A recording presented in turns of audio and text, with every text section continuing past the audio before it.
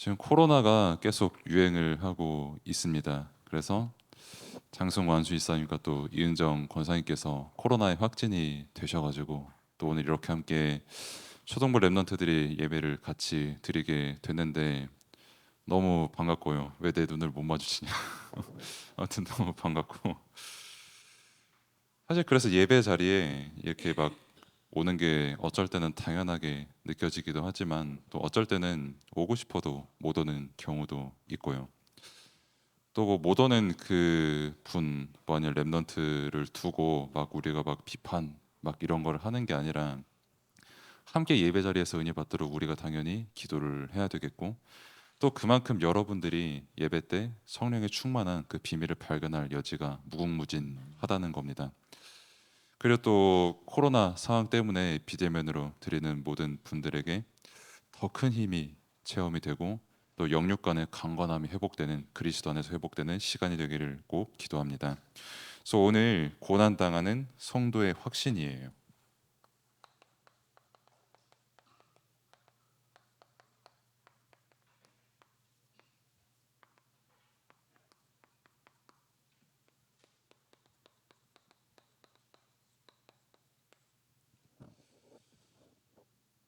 아마 고난 당하는 거를 좋아하는 사람은 많이 없을 겁니다. 특히 저 같은 경우는 고난 당하는 걸 사실 되게 싫어해요. 사실 어제 같은 경우도 말씀 준비를 하는데 방에 모기가 한 마리가 날아다니더라고요. 그리고 오늘 일찍 못 자겠구나 하면서 화장실을 가는데 바퀴벌레가 한 마리 있더라고요. 내겐 정말 큰 고난이었어요. 물론 저는 벌레를 내게 스레빠만 있으면 못 잡을 벌레가 없다라고 확신을 하는 사람이기 때문에 바로 가서 민첩한 몸놀림으로 잡았습니다마는 아무튼 제겐 큰 고난이었어요. 모기는 딱 그 있잖아요. 딱 보면은 발견해서 잡았다 싶을 때쯤 얘가 잔상이잖아요. 이 남는 게 네 개. 딱 봐서 사라지고 없어. 그럼 잡아야지 하고 보면 또 없어요. 그러다가 그게 한 12시까지 가더라고요, 모기가. 그럼 잡았냐? 못 잡았어요. 그냥 이불 싸매고 잤어요. 근데 다행히 안 물렸어요. 그래서 물렸으면은 아마 제가 어딘가에 부었겠지만 얼굴은 뭐 원래 부어 있고요. 어딘가에 부어 있겠지만 아무튼 그렇게 좋은 고난을 당하고 왔습니다. 아무튼 왜 제가 이 말씀을 드리냐면 고난 당하는 걸 좋아하는 사람이 없어요. 그리고 특히 성도가 되었다라고 했을 때 나는 이제 좀 고난 좀 안 당하고 싶다. 좀 편하게 살고 싶다. 왜 내가 이 고통을 당해야 되냐라고 해서 믿어서 성도가 되었는데 고난 당하는 걸 감사히 여겨라. 고난 당할 수도 있지. 뭐 그때 더 큰 하나님의 계획을 발견해야 된다라고 하면은 받아들이기가 쉽지 않거든요. 그런데 오늘 우리가 함께 봤던 이 빌립보서의 말씀은 바울이 감옥에서 쓴 서신입니다. 보통 이제 감옥에 누군가에 들어갔다라고 했을 때는 보통 감옥에 있는 사람이 되게 위로의 대상이 되거든요. 죄 없이 들어간 사람이 감옥에 들어갔으면. 근데 도리어 감옥에 있는 사람이 감옥 밖에 있는 사람 보고 위로의 편지도 쓰고 복음의 편지도 쓰고 정말 너희들이 붙잡을 사명이 뭐고 고난 당하는 중에 가져야 될 확신이 뭔지 전달하는 그 내용을 쓴 것도 사실 말이 안 되는 거거든요. 나는 고난을 당하고 있는데 심지어 감옥에 갇혀 있음에도 불구하고 나는 복음이 너무 좋다. 정말 그리스도 안에 있는 게 너무 감사하다라는 그 확신을 바울이 가졌고 지금 우리가 똑같이 가져야 될 확신이다라는 겁니다. 그러면은 우리가 가질 게 무슨 확신이냐라고 했을 때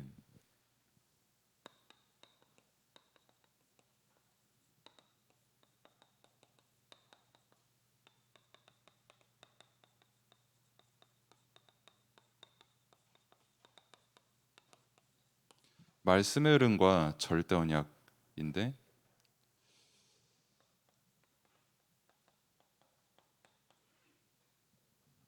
절대라는 거는 세상에 잘 없습니다. 뭐 물론 이론상 절대가 있다라고 하지만 사실 이론상으로도 절대가 어떻게 보면 성립이 될 수가 없어요. 지금 이 얘기 더 하면은 너무 실례죠. 네. 아무튼 절대가 없는데 특히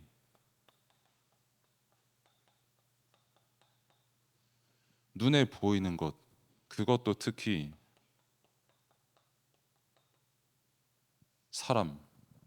저 사람은 나를 절대 속이지 않을 거야라고 하지만 되려 그 사람을 더 조심해야 됩니다.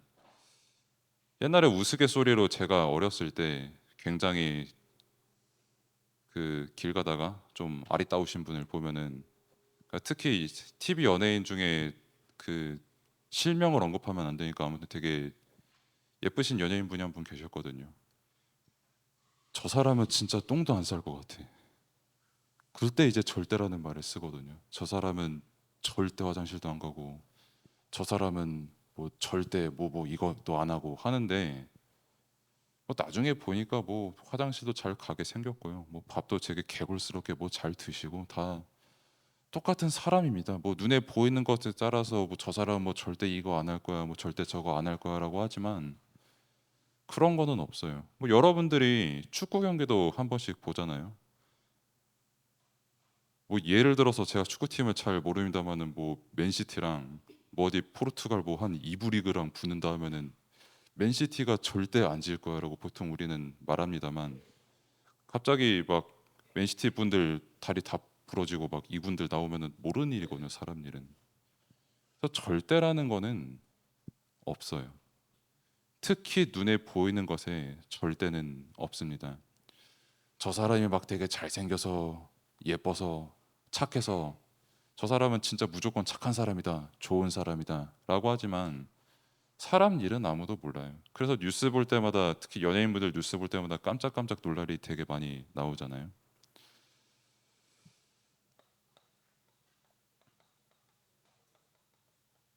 근데 문제는 이거를 가지고 우리의 정체성을 둔다는 겁니다.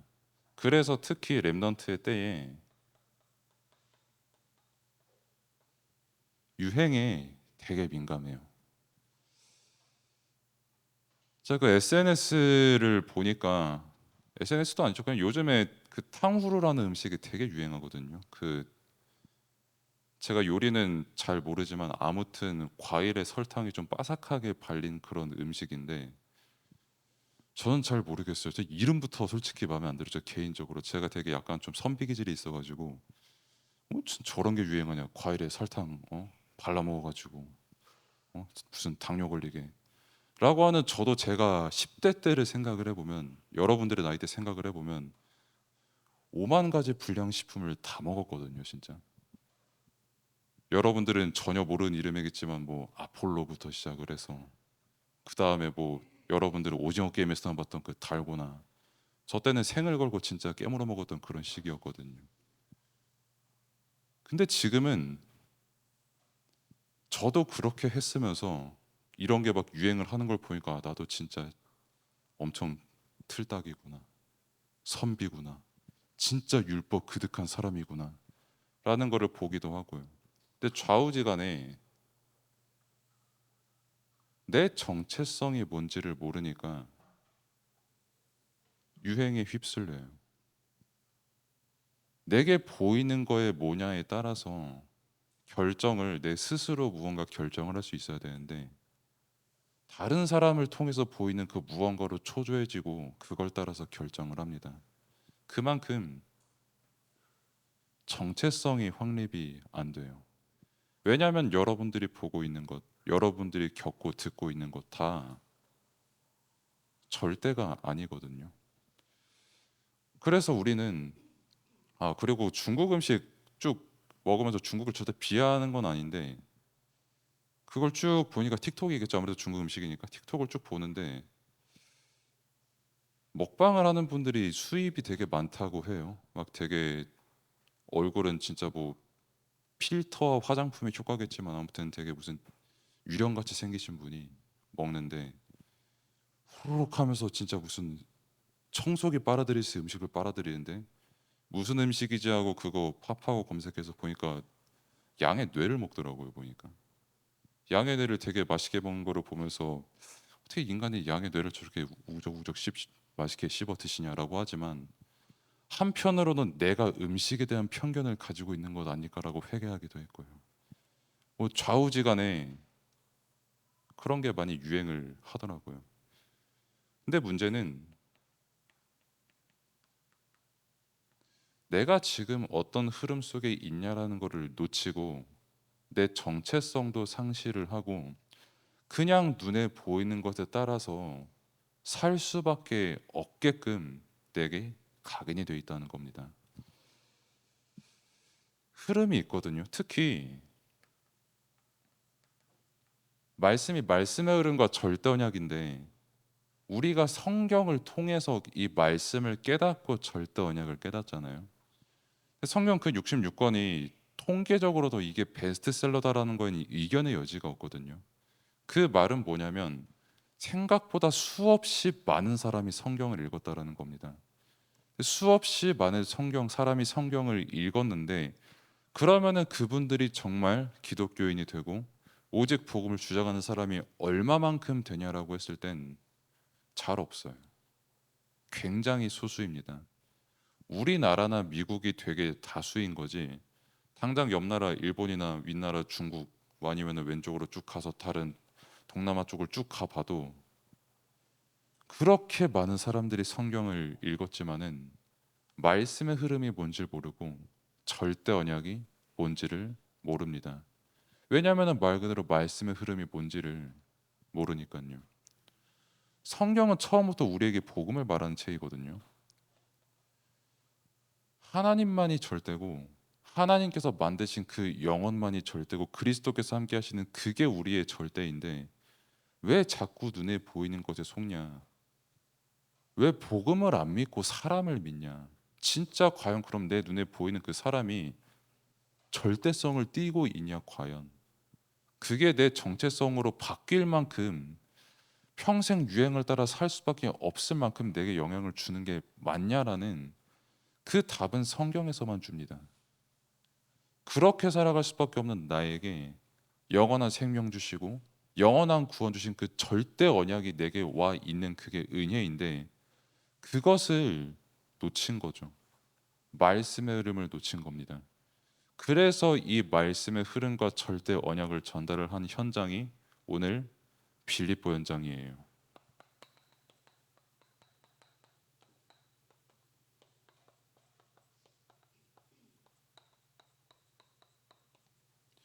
하나님께서 어떻게 시작을 하셨는가라고 했을 때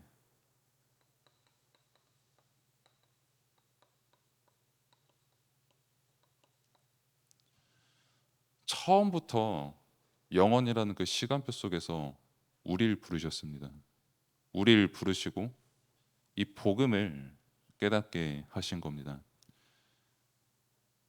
내게 뭐 고난이 당하든 뭐 아니면은 뭐 내게 눈에 보이는 게 뭐 저 사람이 내게 좋은 걸 준다, 나쁜 걸 준다, 이상한 걸 준다라고 할지라도 거기에 아무 상관없이 나라는 정체성이 무엇이며 내가 살아가는 이유가 무엇이고 진짜 복음이 내게 말하는 게 무엇인지 깨닫게 하는 그 하나님의 시작이 또한 우리의 시작이에요. 그래서 그 시작을 우리가 응답으로 받았는데 그래서 하나님의 계획을 진짜 믿는 사람은 흔들리지 않습니다. 진짜 복음의 가치를 아는 사람.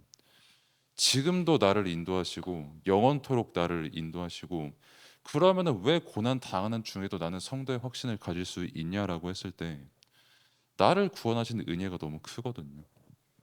나를 만드시고 지으시고 지금도 함께 하시는 그 은혜의 가치가 이것과는 비교를 할 수가 없거든요. 그렇기 때문에 그러면은 내가 살아가는 모든 일들에 반드시 하나님의 계획이 있다라는 믿음은 당연히 생기는 겁니다. 그래서 그 사람은 흔들리지 않고 확신을 가지게 되는 거예요. 내가 봤을 때 저 사람이랑 비교해서 내가 상대적으로 많이 좀 보잘것이 없다. 뭐 아니면은 상대적으로 내가 봤을 때 저 사람에 비해서 내가 좀 많이 우수하다 생각이 들 수가 있지만 그거는 내 시선이고요. 눈에 보이는 것만 가지고 평가하는 불완전한 내 시선이고요. 하나님 보시기에는 완전한 계획을 이미 갖고 계시고 그 계획을 가지고 우리와 함께 하시기 때문에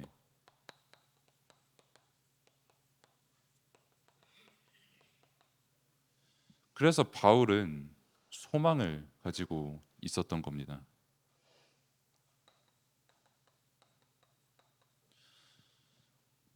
살든지 죽든지 바울이 원하는 거는 내 이름이 알려지는 게 아니었어요. 만약에 제가 뭐 이렇게 설교를 하든지 뭐 아니면 어딜 가서 또 뭐 강의를 하든지 뭐 아니면 어딜 가서 뭐 여러분들을 만날 때든지 다른 사람을 만날 때든지 막 저 사람이 막 날 되게 막 추종해. 막 저분이 막 내 말을 들으면 막 되게 기뻐해. 그러면은 그걸 가지고 나도 막 되게 기뻐하고 우쭐하고 이게 정상입니까? 라고 했을 때 진짜 눈에 보이는 것만 가지고 살아가는 사람에게는 그것만큼 기쁜 일이 없는데 하나님께서 나와 함께 하시고 나에게 계획을 갖고 계시다라는 그 관점으로 봤을 때는 그것만큼 위험하고 안타까운 일도 사실 없는 거거든요. 지난주에 말씀드렸잖아요. 헤롯 왕이 어떤 사람이었는지. 그렇게 사람의 인정을 받고 다른 사람은 짓밟고 싶어 가지고 그렇게 올라갔는데 결국 본인의 정체성은 끝까지 발견 못했습니다. 얼마만큼 발견을 못했냐면 유서만 6번 썼다니까요. 내가 왜 죽는지 죽어서 뭐 할 사람인지 그 정체성 하나 제대로 발견을 못해서 유서만 그렇게 고쳐 썼어요. 그럼 헤롯 왕이 보잘것없는 사람이었냐? 로마한테 인정을 속국인데 로마한테 인정을 받고 그 황제랑 독대를 할 만큼 엄청 엘리트였거든요. 머리 되게 좋고. 근데 하나님의 계획이 없이 그 자리에 올라가면은 뭐 내가 누구를 만나고 왕의 배경을 얻고 해도 그거 잠시 눈에 보이는 겁니다. 유행과도 같은 거예요. 뭐 내 기분이 좋고 나쁘고 할 수는 있어도 그게 내 정체성이 될 수는 없어요. 여러분들의 정체성은 처음부터 하나님께서 부르신 렘넌트요. 하나님께서 계획을 가지고 부르신 하나님의 자녀이고 진짜 내가 살고 죽고 하는 그 모든 것의 가치가 어디 있는지 아는 렘넌트입니다. 그래서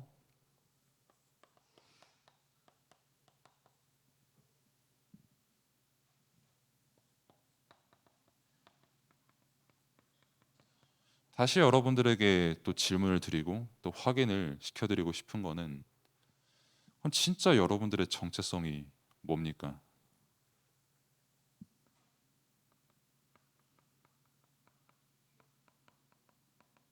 하나님 자녀로 부름받고 살아가는 게 여러분 정체성이에요. 그것보다 귀한 게 없고 그것보다 여러분들에게 능력이 없고 그것보다 여러분들에게 감사한 게 없습니다. 그러면은 뭐 세상에 말하는 것처럼 뭐 하나님 자녀로 살아가니까 아 쟤는 조금 모자라고 사람보다 착하고 뭐 다른 사람들보다 조금 더 특이하고 뭐 이런 개념입니까? 아니거든요. 눈에 보이는 것을 누구보다도 아까 여기서 읽지는 못했습니다마는 하나님께서 지극히 선한 것을 분별하게 할 수 있는 지혜를 주신다고 분명히 말씀 주셨거든요. 빌립보서 1장 9절에. 눈에 보이는 것을 정확하게 분별하고 내가 뭐 왜 공부하는지 왜 학생인지 진짜 유행하는 저게 배경에 무엇이 있는지 그 흐름을 알고 진짜 성경이 말하고 말씀이 말하는 게 무엇인지를 아는 사람. 그것을 아는 하나님의 자녀. 그래서 정확한 언약 다시 말해서 살리는 언약을 붙잡는 하나님의 자녀. 그게 여러분의 정체성이고 이미 여러분들이 가지고 있는 내용이고 응답입니다. 그래서 정말 복음에 충만하고 성령에 충만하고 말씀에 충만한 여러분들 되기를 바랍니다. 기도하겠습니다.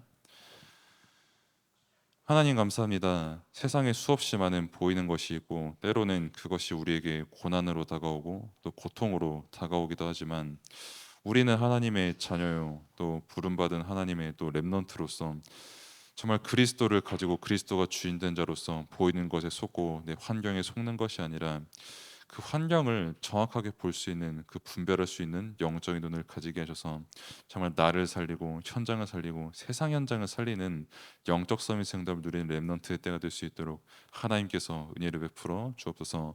정확한 언약이 각인되고 또한 정확한 복음을 전달하는 삶을 살 수 있도록 하나님께서 또한 은혜를 베풀어 주옵소서. 예수 그리스도의 이름으로 기도드립니다. 아멘.